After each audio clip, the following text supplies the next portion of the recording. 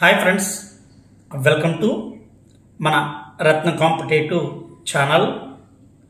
Friends, చాలా జాగ్రత్తగా ఉన్నటువంటి, ఎందుకనంటే నిన్న హైకోర్టు ఇచ్చినటువంటి ఆ తీర్పులో ఆదేశాలలో ఇరుపక్షాలు వాదించిన అనంతరం కూడా ఇక్కడ ప్రభుత్వము అనుబంధ పిటిషన్లన్నీ కూడా మీరు కొట్టివేయాలి అని ఎప్పుడైతే వాదనలు వినిపించారో అనంతరం మీరందరూ కూడా చూశారు ఇవన్నీ.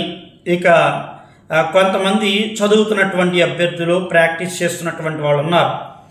ఇప్పటికే చాలామంది నష్టపోయారు. ఎవరో ఇటు టెట్ కోసం ప్రిపేర్ అయినటువంటి వాళ్ళు, చాలామంది అభ్యర్థులు అయితే మేము అనవసరంగా ఎందుకు బీఈడీ చేశాము, ఎందుకు డిఎడ్ చేశాము, వాళ్ళందరూ కూడా చాలా బాధతో ఉన్నారు. అలాగే వయోపరిమితికి చెందినటువంటి అభ్యర్థులు, అలాగే ఇక్కడ డిఎస్సి అభ్యర్థులు ఎంతమంది నష్టపోయారు అన్నది కూడా మీ అందరికీ తెలుసు. ఇది అత్యంత బాధాకరం. కానీ ఇక్కడ 16,347 ఉద్యోగాలకు ప్రిపేర్ అవుతున్నటువంటి ఇంచుమించుగా ప్రభుత్వం ఇచ్చినటువంటి డేటా 3,53,000 మంది, అంటే 5,77,000 మంది అప్లికేషన్స్. ఒక్కొక్కరికి కూడా ఇంచుమించుగా కొంతమంది, అండి నేను అందరం చెప్పను కానీ అందులో 3 అప్లికేషన్స్, 4 కూడా అంటే పోస్టులు, వాళ్ళకి అవకాశం ఉంది, క్వాలిఫికేషన్ ఉంది కాబట్టి పెట్టారు. ఇక కొంతమంది నాకు పెట్టిన దాంట్లో 22వ తారీఖు అనుకోండి, బహుశా వాళ్ళకి పీఈటీ యాజ్ ఈజ్గా 2 పరీక్షలు ఒకే రోజున, 2 పరీక్షలు కూడా ఆఫ్టర్నూనే వచ్చాయి. మరి వాళ్ళకి ఏ విధమైనటువంటి ప్రభుత్వము వెసులుబాటు కల్పిస్తుందో మరి మనకైతే తెలియదు, విద్యాశాఖ. ఇక నార్మలైజేషన్ ప్రక్రియ, నార్మలైజేషన్ ప్రక్రియ ఇప్పటివరకు చాలామందికి ఏంటంటే రకరకాలుగా ఉంటాయి ఆ కేసులకు సంబంధించి. మరి ఏంటి సార్ ఇంకా పరిష్కారం అంటే, ఇది ప్రభుత్వం ఇన్వాల్వ్ అయ్యింది, ప్రభుత్వం ఛాలెంజింగ్గా తీసుకుంది కాబట్టి ఎవరు ఎలాంటి పిటిషన్స్ వేసినా కానీ, ఎక్కడికి వెళ్ళినా కానీ అవి మనం చూస్తూనే ఉన్నాం. గట్టి షాక్, ఎంత ఎవిడెన్స్ ఉన్నా వెనుదిరిగి వచ్చేస్తున్నాయి. ఇక్కడ ప్రభుత్వానికి ఊరట కలుగుతుంది, అభ్యర్థులకు నిరుత్సాహం కలుగుతుంది అంటే అది మీరందరూ కూడా అర్థం చేసుకోవాల్సినటువంటి పరిస్థితి. ఓకే, ఎప్పటికీ మేము హాల్ టికెట్లు ఇచ్చేసాం, నంబర్ ఆఫ్స్ అండి చాలా ఉన్నాయి. నేను ఆయా తీర్పుల మీద, ఆదేశాల మీద చాలా విషయాలు కూడా నేను మాట్లాడవచ్చు. బట్ కాకపోతే ఇక నేను మాట్లాడదలుచుకోలేదు కాబట్టి అవి నేను చెప్పట్లేదు. ఓకేనా, చాలా విషయాలు చెప్పచ్చు. మరి కొంతమంది మనం జీవో నంబర్ 3 అండి, జీవో నంబర్ 3 అని ఏదో పేరు పెట్టుకుని మేము వాళ్ళ కోసం పోరాటం చేస్తున్నామని నువ్వు ఒక ఛానల్ పెట్టుకోవటం గొప్ప కాదు. అభ్యర్థుల గురించి మాట్లాడటం గొప్ప, వాళ్ళ తరపున నిలబడడం గొప్ప.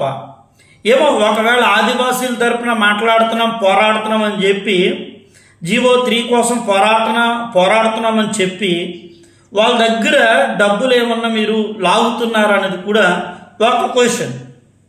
అదే ఎన్ని క్వశ్చన్స్ అయినా ఆలోచించవచ్చండి ఇక్కడ. మరి నార్మలైజేషన్ ఉంది కదా, చాలామంది అభ్యర్థుల్లో ఒకే జిల్లా ఒకే పేపర్ పెట్టండి అని అడిగారు. దీనికి ప్రభుత్వం నో చెప్పింది. మీకు ప్రూఫ్లు కావాలి కదా, మీకు ప్రూఫ్లు కావాలి. దయచేసి ఏమైనా ప్రాక్టీస్ చేస్తున్నారు కదా, జాగ్రత్తగా మీరు ప్రాక్టీస్ చెయ్యండి. చెప్పలేని పరిస్థితి ఎలా ఉందంటే 2018 క్వశ్చన్లు కూడా రావచ్చేమో, 2019. ఎందుకు సార్ అలా అంటున్నారంటే, మీకు మార్క్ టెస్ట్లో పెడితే కొత్తవి పెట్టాలి కదా. 2024, 23 ఆ టెక్స్ట్ పుస్తకాల్లో కొత్త టెక్స్ట్ పుస్తకాలు పెట్టాలి. చెప్పడం కూడా 2018, 19 మార్క్ టెస్ట్లో. రేపు ఎగ్జామ్ హాల్లో 2018, 19, 2017 రావని నమ్మకం ఉందా? అభ్యర్థులు గగ్గోలు పెట్టరని నమ్మకం ఉందా? ఆయా పరీక్షల మీద రేపు గగ్గోలు పెట్టరని ఏదైనా నమ్మకం ఉందా? అది మీరు ఆలోచించుకోండి, తప్పేం కాదు కదా. ప్రాక్టీస్ చేస్తున్నటువంటి వాళ్ళు చక్కగా మీరు ప్రాక్టీస్ చేయండి. సార్ నేను హిందీ, సార్ నాది బయాలజీ, నాది తెలుగు, సోషల్, ఎస్జిటి. నేను ఇలా ప్రిపేర్ అవుతున్నాను సార్ అంటే కనుక సో నేను ప్రాక్టీస్ మెటీరియల్, మీకు ప్రాక్టీస్ మోడల్ పేపర్సేనండి. అంతేగాని అంటే ఇప్పుడు ప్రాక్టీస్ కదా, మీకు కావాల్సింది ప్రాక్టీస్, గుర్తుపెట్టుకోండి. మరి నార్మలైజేషన్ ఏంటి వినండి. ఇక్కడ మీకు ఒరిజినల్గా నార్మలైజేషన్స్తో చాలా మందికి మార్కులు కలుస్తాయి. ఇప్పుడు మీకు నమ్మకం వస్తుంది, తెలుసా, నమ్మకం వస్తుంది. ఇది నార్మలైజేషన్లో 2024 నేను మీకు దాదాపుగా ఆ పేరు కానీ ఓకేనా. ఇక్కడ లక్ష్మి అండి, లక్ష్మి గారు. ఓకే, టెట్లో సెక్షన్ 7వ తారీఖు 2024 అక్టోబర్ సెకండ్ సెక్షన్లో ఒరిజినల్గా టెట్లో 86 మార్కులు వచ్చినాయి. ఏది నార్మలైజేషన్కి ముందు 86 మార్కులు వచ్చినాయి. నార్మలైజేషన్ తర్వాత ఎన్ని వచ్చినాయి అంటే 99.82 వచ్చినాయి. డిఫరెన్స్ ఎన్ని మార్కులు అంటే నార్మలైజేషన్లో ఎన్ని మార్కులు కలిసినాయి? 13.82 మార్కులు కలిసినాయి. నార్మలైజేషన్లో ఎన్ని 13.82 మార్కులు నార్మలైజేషన్లో కలిసాయి. మీరు ఆలోచించుకోండి. అంటే రేపు ఇప్పుడు ఇక్కడ 86 కదా, నేను అన్ని వివరాలు కూడా చెప్తాను. ఇక చూడండి, ఈశ్వరి టెట్టో మీకు ఇక్కడ హాల్ టికెట్ నంబర్ కూడా నేను చెప్పచ్చు, బాగోదు కదా అని చెప్పట్లేదు. మీకు అర్థమైంది. మీరు కావాలంటే మీరు ఈ యొక్క వెబ్సైట్లో కూడా మీరు జాగ్రత్తగా మీరు చూసుకోవచ్చండి మిత్రులారా. దయచేసి ప్రతి ఒక్కరు కూడా మీరు పూర్తి స్థాయిగా మీరు ఇక్కడ ఆలోచన చేయండి, అర్థం చేసుకోండి. ఓకే, సో ఈశ్వరి గారు ఇక్కడ చూడండి, ఈ ఈశ్వరి గారికి టెట్లో అక్టోబర్ 24 సెక్షన్ 2లోని 2వ సెక్షన్లో 7వ తారీఖు 77 మార్కులు అండి. ఒరిజినల్గా వచ్చిన 77, కానీ నార్మలైజేషన్లో 93.46 వచ్చినాయి. ఒరిజినల్గా 77, నార్మలైజేషన్లో ఎన్ని 93.46. ఎన్ని మార్కులు కలిసినాయి? 16.46. ఇక్కడ అలాగే చూడండి, పల్లవి గారు పల్లవి గారికి అదే రోజు ఏది 7వ తారీఖు అక్టోబర్ 7, 2024 సెకండ్ సెక్షన్లో 86 మార్కులు ఆవిడ సంపాదించుకుంది.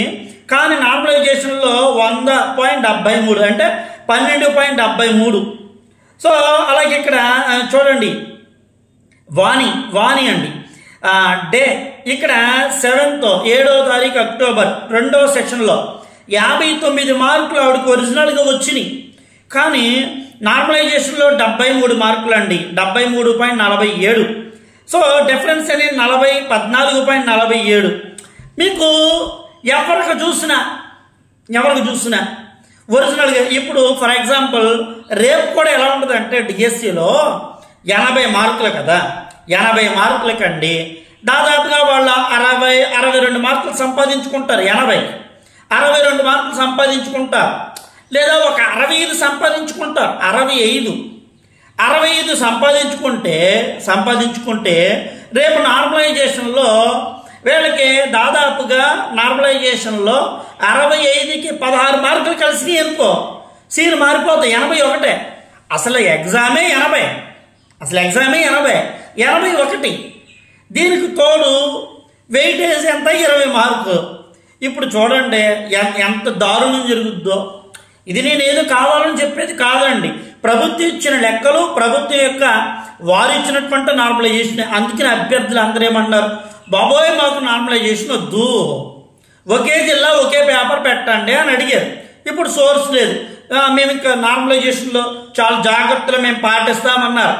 అందరికీ సమానంగా లేదు. ఆ రోజు అందరికీ ఎక్కువ తక్కువ అయింది మాకు అనవసరం. ఆడికి 10 వచ్చినా, ఆడికి 30 వచ్చినా, 40 వచ్చినా అందరికీ మేము 12 గెలిపేస్తాం, లేదా అందరికీ మేము 10 గెలిపేస్తాం, లేదా అందరికీ కూడా అంటే ఆ రోజు సెషన్ జరిగిన మార్నింగ్ ఆఫ్టర్నూన్ సెషన్ జరిగిన ప్రతి ఒక్కరికి ఇద్దరికే కలిపి ప్రతి ఆ రోజుకి సెషన్లోనూ 8 మార్కులు కలుపుతున్నాం, లేదా యావరేజ్గా 9 కలుపుతున్నాయని చెప్పారా? ఏమీ లేదు కదా. సో ఇప్పుడు మొదటి రోజు జరిగిన వాళ్ళకి నార్మలైజేషన్, రెండో రోజు జరిగిన అన్నీ ఉన్నాయండి వివరాలు, అన్ని వివరాలు ఉన్నాయి. ఇది వాళ్ళు ఇచ్చిందే. ఇప్పుడు అందుకనే డిఎస్సి పోస్ట్ కొట్టాలి అనుకుని కూర్చున్నటువంటి వాళ్ళు ఎవరికైతే ఉందో నార్మలైజేషన్లో చాలామంది మేము చాలాసార్లు చెప్పాం, కొంతమంది పట్టించుకున్నారు, పట్టించుకోలేదు. మేము ప్రతి విషయాన్ని చెప్తున్నామండి, అదే ప్రతి విషయాన్ని చెప్తున్నాం. ఇప్పటికైనా మరి ప్రభుత్వం ఏమైనా ఈ నార్మలైజేషన్ గురించి లేదు మేము అలాగే కంటిన్యూ చేస్తామంటే పూర్తిగా నష్టపోయేది అభ్యర్థి. రేపొద్దున ఏళ్ళే మళ్ళీ బయటకు వస్తా, మళ్ళీ రేపొద్దున ఏళ్ళే బయటకు వస్తా. ఇప్పుడు దాకా ఏళ్ళ నష్టపోయారు, ఇప్పుడు పరీక్ష రాసిన వాళ్ళు బయటకు వస్తారు. రేపు మీరు రాసుకుని పెట్టుకోండి, రేపు పరీక్ష రాసిన వాళ్ళు రోడ్డు మీదకి వస్తాం. ఇదే జరిగేది. ఆఖరికే 16,000 మంది వీళ్ళకి ఉద్యోగాలు ఎప్పుడు వస్తాయో తెలియదు. నిజం, ఎందుకంటే సర్ప్లస్లో 10,000 మిగిలే ఉన్నారు. ఇవన్నీ నిజాలే. దయచేసి మీరు నమ్మితే నమ్మడం లేదు.